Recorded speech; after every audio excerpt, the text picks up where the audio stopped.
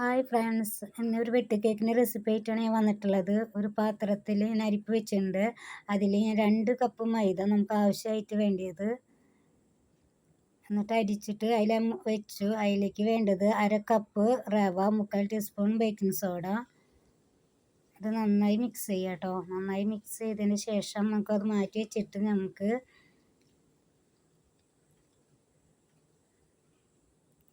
ഒരു മിക്സിയുടെ ജാർ എടുക്കുക. ആ ജാറിലേക്ക് പൊടിക്കാനുള്ള പഞ്ചസാരയാണ് 3/4 കപ്പ് പഞ്ചസാര അതിൽ പൊടിച്ചത്, ഏലക്കായ ഇട്ടിട്ടുണ്ടായിരുന്നു. പിന്നെ അതിലേക്ക് പൊടിച്ച പഞ്ചസാരയിലേക്ക് തന്നെ നമുക്ക് 2 മുട്ട പൊട്ടിച്ചൊഴിക്കുക. പിന്നെ അതിലേക്ക് 1 ടീസ്പൂൺ നെയ്യ്, പിന്നെ യെല്ലോ കളറ് 2-3 ഡ്രോപ്പ് കളറ്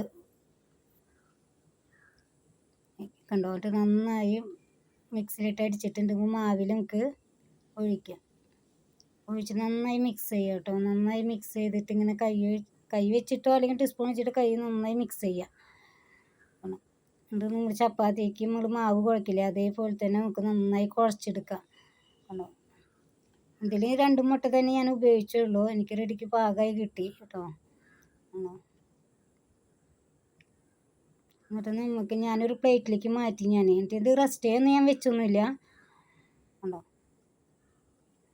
ഞാൻ പ്ലേറ്റിലേക്ക് റൗണ്ട് രീതിയിൽ എടുക്കാൻ വേണ്ടിയിട്ട് ഞാൻ പ്ലേറ്റിലേക്ക് മാറ്റി. പ്ലേറ്റിൽ കണ്ടോ വെച്ച് അമ്മത്ത് കൈ കൊണ്ട് തന്നെ പ്രസ് ചെയ്തിട്ട് ഞാൻ എടുത്തു.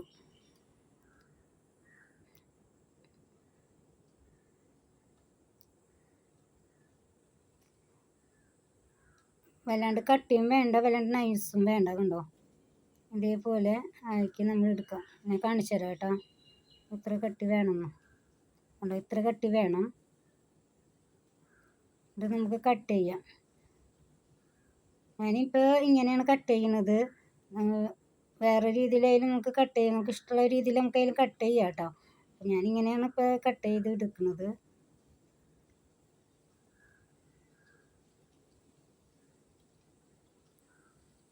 ഈ രീതിയിൽ നമ്മുടെ സൈഡിൽ നമുക്ക് ഇങ്ങനെ ഒരു മുറിച്ച് കൊടുക്കുക. കണ്ടോ, 2 സൈഡിലും നമ്മൾ കട്ട് ചെയ്തിട്ട് ഇങ്ങനെ തന്നെ കൊടുക്കുക. എല്ലാ പീസുകളും ഇതുപോലെ നമ്മൾ കട്ട് ചെയ്തിട്ടുണ്ട്. നമുക്കൊരു പാൻ വെച്ചിട്ടുണ്ട്. അതിൽ എണ്ണ ചൂടാൻ വെച്ചിട്ടുണ്ടായിരുന്നു. കണ്ടോ, ചൂട് തന്നെ വെച്ചിട്ടുള്ളത് ഞാൻ. ഇത് നമുക്ക് ഓരോന്നോരോന്നായിട്ട് നമുക്ക് അതിൽ വയ്ക്കാം. ചെറുതീയിൽ നമ്മൾ വേവിച്ചെടുത്താൽ മതി. തീ കൂടുതലായാൽ പെട്ടെന്ന് ഇത് കരിയും, ഉള്ളു ചുവന വേവും ചെയ്യില്ല. കണ്ടോ, ഇതേ രീതിയിലാകുമ്പോൾ നമുക്ക് തീ മറിച്ചിട്ടെടുക്കാം. കണ്ടോ, വെട്ട് കേക്കിൻ്റെ രൂപം തന്നെ മാറി. കണ്ടോ വന്നു. എന്നിട്ട് നമുക്ക് എണ്ണയിൽ നിന്ന് മാറ്റിയെടുക്കാം. ഇതേപോലെ തന്നെ നമ്മൾ ഇനിയുള്ള ചെയ്തിരിക്കുന്നതും അതേപോലെ തന്നെ ചെയ്ത് ഫ്രൈ ചെയ്തിട്ട് നമുക്ക് എടുക്കാം.